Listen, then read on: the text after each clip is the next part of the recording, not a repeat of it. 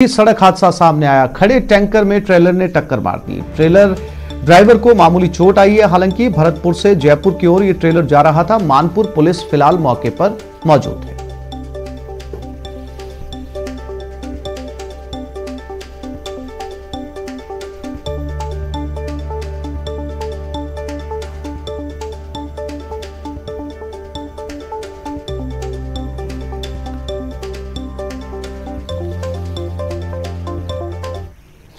उदयपुर में active mode में नजर आई पुलिस ने स्पेशल टास्क फोर्स के साथ मिलकर 6 लाख के नकली नोट जब्त किए। स्पेशल टीम को सूचना मिली थी कि हिंद पराठा सेंटर पर कार्य करने वाले सद्दाम खान और उसके साथी आमीन उर्फ सोनू के पास से बड़ी मात्रा में नकली नोट हैं, जो बाजार में चलाने के लिए मंगवाए गए हैं। पुख्ता सूचना पर टीम ने कार्रवाई करते हुए अंबा माता पुलिस के साथ मिलकर दबिश दी और ठेले पर काम करने वाले सद्दाम खान और आमीन उर्फ सोनू के पास से 500 की 12 गड्डियां यानी 6 लाख रुपए के नकली नोट बरामद किए।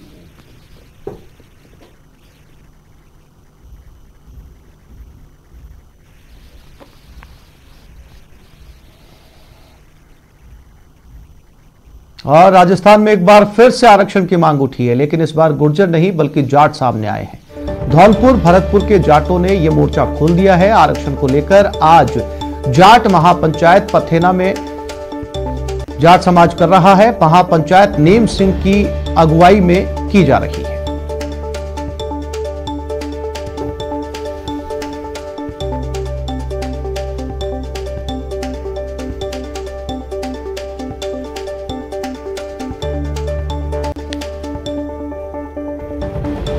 तो अब गुर्जरों के बाद जाट समाज, हालांकि जाट समाज ने उसी समय जब गुर्जर समाज का आंदोलन चल रहा था उसी समय कहा, राजस्थान में 1999 में जाटों को ओबीसी कोटे में आरक्षण मिल चुका है। 2015 में हाईकोर्ट सुप्रीम कोर्ट से जाटों का आरक्षण खत्म किया गया और 2015 से जाट समाज फिर ओबीसी कोटे में आरक्षण की मांग कर रहा है।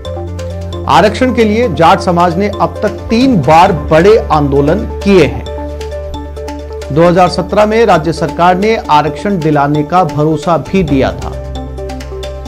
आंदोलनकारियों पर दर्ज मुकदमों को भी वापस लेने की लगातार मांग की जा रही है और 1999 में जाटों को ओबीसी कोटे के तहत लिया गया था। अभी कुछ समय पहले ही गुर्जर आरक्षण की मांग के दौरान जाटों ने कहा था कि वो एक बार फिर से आंदोलन करेंगे और जैसे ही गुर्जर आंदोलन की समाप्ति हुई, जाट एक बार फिर से आंदोलन की मांग कर रहे हैं। और इसी खबर पर ज्यादा जानकारी के लिए बात करते हैं शिव कुमार वशिष्ठ से, संवाददाता भरतपुर। शिव, ताजा स्थिति क्या है? कितने लोग वहां पर इकट्ठा हुए? क्या रणनीति है इनकी? क्या इनके समाज की पंचायत से आम आवाजाही पर वहां पर असर पड़ा है? जी बिल्कुल, मैं बताना चाहता हूं कि आज पतेना में जाट समाज की महापंचायत होने जा रही है। इनकी मांग जाटों को आरक्षण देने की है और मांग इनकी ये है कि राज्य सरकार केंद्र सरकार को सिफारसी चिट्ठी लिखे और केंद्र में जाटों को आरक्षण देने की मांग की गई है। साथ ही जो पूर्व में जो नियुक्तियां थी, नियुक्त हो चुके हैं, उनको नियुक्तियां दी जाएं जो जाटों के लिए। साथ ही जो पूर्व में जो आंदोलनकारियों पर मुकदमे दर्ज हुए थे उनको वापस लिया जाए। अभी तैयारियां चल रही हैं। अभी कुछ लोग 10-5 लोग ही जो पतेना पे पहुंच पाए हैं और करीब बताया जा रहा है कि 1 बजे तक इनकी महापंचायत शुरू होगी। जी आगे शिव, अगर आगे की रणनीति का खुलासा अगर जाट समाज ने किया हो, क्या चाह रहे हैं आगे? क्या किसी तरीके की रोड जाम वहां पर सामने आ रहा है? सरकार के नुमाइंदों से बातचीत की कोई गुंजाइश इस पंचायत में नजर आ रही है? जी बिल्कुल, मैं बताना चाहता हूं कि जाट संघर्ष समिति के जो संयोजक हैं नेम सिंह फौजदार, उनका कहना है कि अभी हम शांतिपूर्ण तरीके से ही महापंचायत का आयोजन कर रहे हैं और आगे की रणनीति तैयार की जाएगी। आज जो पंच पटेल फैसला लेंगे उसके बाद में बड़े गांवों में जाकर भी पंचायतें की जाएंगी और वहां पर फिर 5-7 गांवों में पंचायतें करने के बाद में फिर तय किया जाएगा कि आंदोलन आगे बढ़ाना है या सरकार उनकी बातों को मान लेती है तो जो आंदोलन आगे किया जाएगा उसको स्थगित कर दिया जाएगा। जी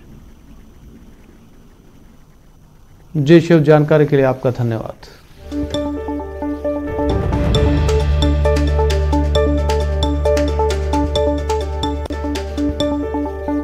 और ये खबर कोटा से मिल रही है, जहां चाकूबाजी में एक युवक घायल हो गया। रामपुरा कोतवाली थाना क्षेत्र में ये चाकूबाजी की घटना हुई। एमबीएस अस्पताल में इस युवक का इलाज जारी है। नयापुरा थाना पुलिस अब इस मामले की जांच में जुट गई है। तो रामपुरा इलाके में चाकूबाजी की घटना सामने आई है।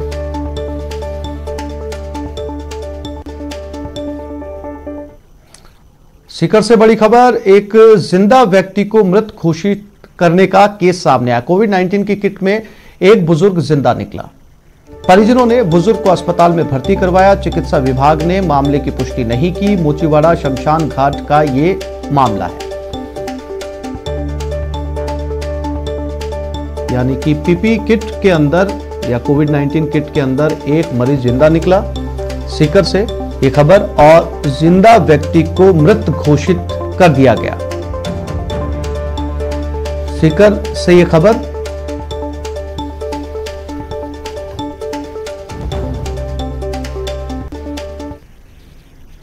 और बाड़मेर पुलिस ने बड़ी कार्रवाई करते हुए अर्धसैनिक बलों के फर्जी आई कार्ड के साथ 2 संदिग्ध युवकों को गिरफ्तार किया। सरहदी इलाके में सीआरपीएफ के फर्जी आई कार्ड के साथ गिरफ्तार किए गए युवकों का नाम नवगुण भाई देसाई और विक्रम भाई खोडला है।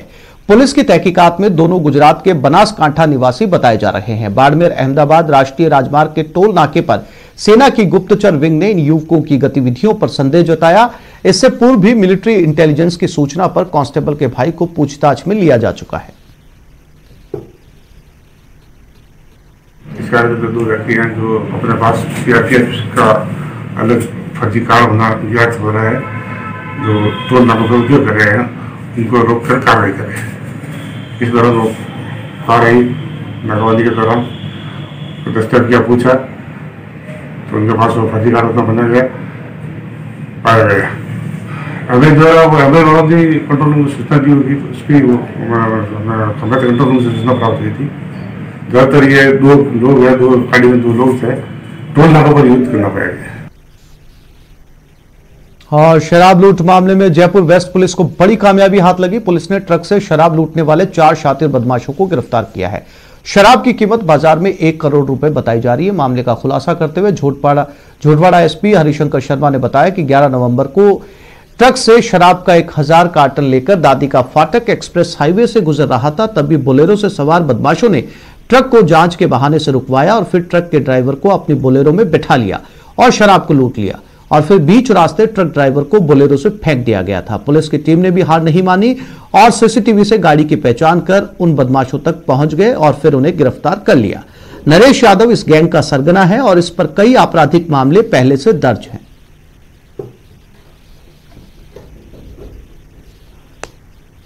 वारदात में वो ट्रक इन्होंने सामान को उतारने के बाद में खाली करके और अलवर जिले में टेला थाना अंतर्गत सुनसान रोड पे खड़ा कर दिया था, जिसको भी हमने बरामद कर लिया है। शराब कहाँ छुपाई गई थी? शराब प्रागपुरा पावटा के पास एक गांव है, उस गांव में घर इन्होंने किराए पे ले रखा था।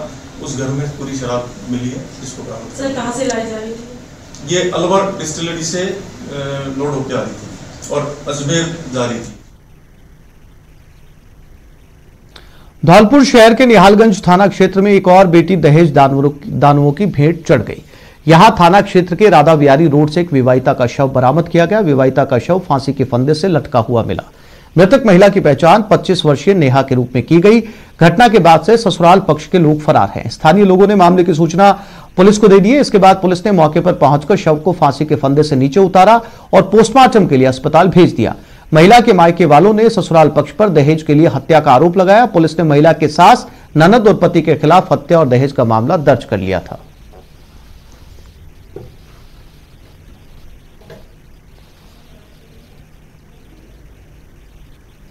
और इस वक्त सीधा रुख करते हैं बीजेपी की प्रेस कॉन्फ्रेंस की तरफ, जहां अर्जुन राम मेघवाल संबोधित कर रहे हैं। और पंचायती राज संस्थाओं को मजबूत बनाने की दिशा में भी जो संविधान में उल्लेखित है, उसके क्रम में भी ये बहुत महत्वपूर्ण चुनाव होते हैं। पिछले 2 सालों में ग्रामीण विकास में कांग्रेस ने कुछ नहीं किया। यही एक काला चिट्ठा लेकर के हम आपके बीच में उपस्थित हुए हैं।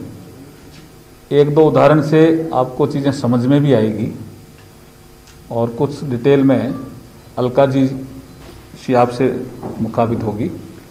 देखिए, मैं समझाने की कोशिश कर रहा हूं, प्रधानमंत्री आवास योजना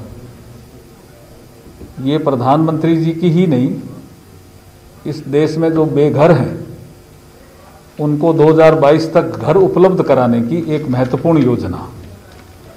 कांग्रेस को लगा कि इस योजना से गांव में भी भारतीय जनता पार्टी बहुत लोकप्रिय हो रही है और मोदी जी लोकप्रिय हो रहे हैं, तो इसको कैसे तोड़ा मरोड़ा जाए।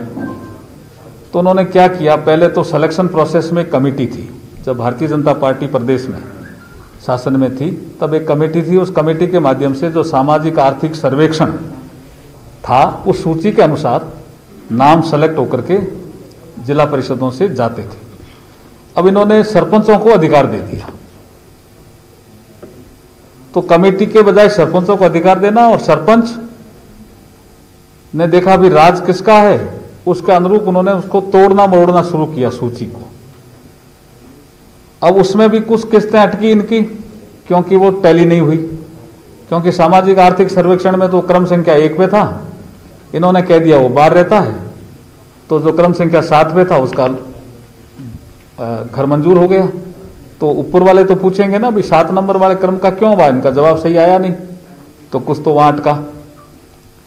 इन्होंने कुछ अपना हिस्सा जो 40% इनको देना होता है, आपको जानकर आश्चर्य होगा कि 2,60,000 घर बने हुए इंतजार कर रहे हैं किस्तों के लिए।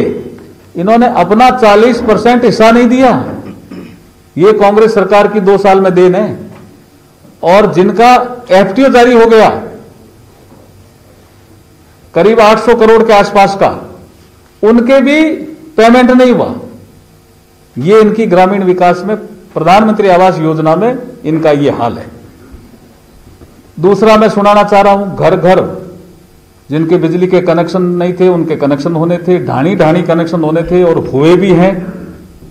ये 2019 के चुनाव में भी बड़ा मुद्दा था, पर वो योजना थी पंडित दीनदयाल उपाध्याय ग्राम ज्योति योजना। इस योजना से इनको क्या पीड़ा है कि मोदी जी ने इसका नाम बदला। ये लोकसभा में बहस के दौरान भी आया मुद्दा, लेकिन मोदी जी ने खाली नाम ही नहीं बदला, मोदी जी ने स्केल भी बदला और स्पीड भी बदली।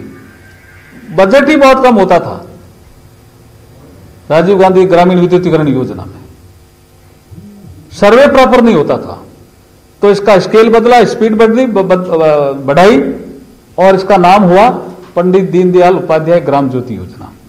और आपने देखा होगा गांव में जो लोग रहते हैं, मैं भी गांव से भी कई दिनों से दौरे से आ रहा हूं, लोग कहते हैं साहब कनेक्शन हो रहे थे घर घर, सौभाग्य योजना में भी हो रहे थे जिनके बिजली के कनेक्शन नहीं थे, और ढाणी ढाणी जिनके कनेक्शन नहीं थे उनके कनेक्शन हो रहे थे, खंभे लग रहे थे।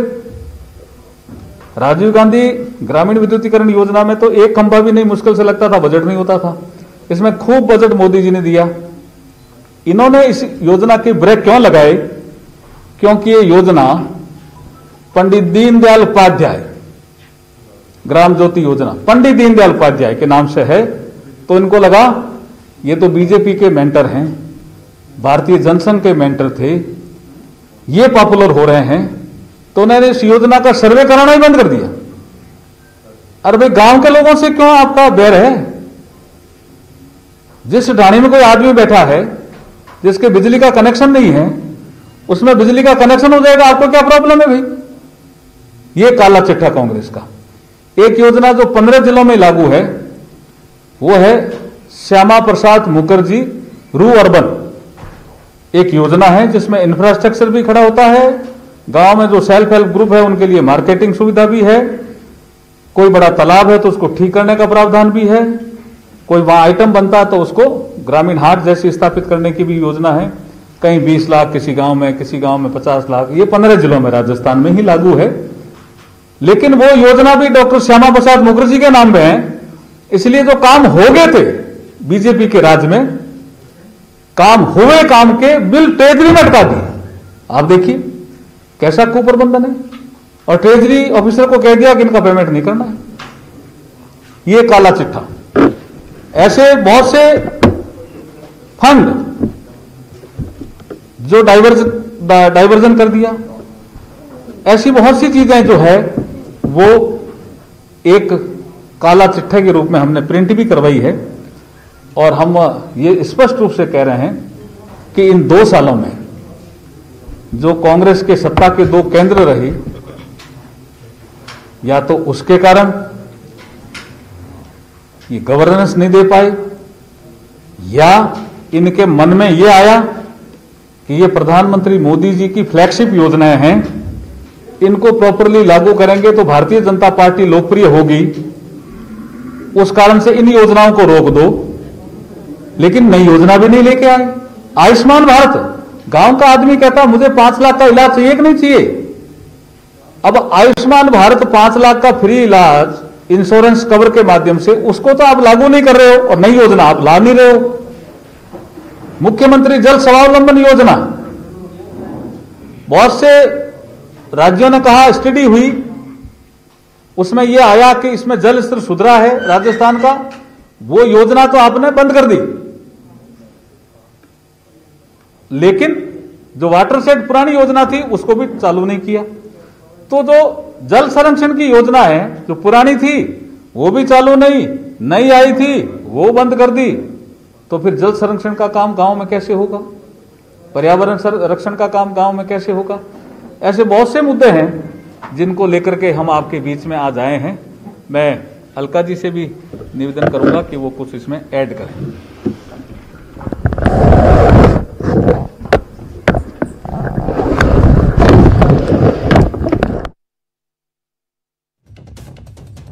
सभी को दिवाली की बहुत बहुत शुभकामनाएं। माननीय अर्जुन मेघवाल जी ने बहुत विषय ले लिए हैं, लेकिन पंचायत राज जिसकी शुरुआत राजस्थान से हुई थी और लोकतंत्र की पहली इकाई है, इस चुनाव को इस कांग्रेस की सरकार ने एक मजाक बना दिया है।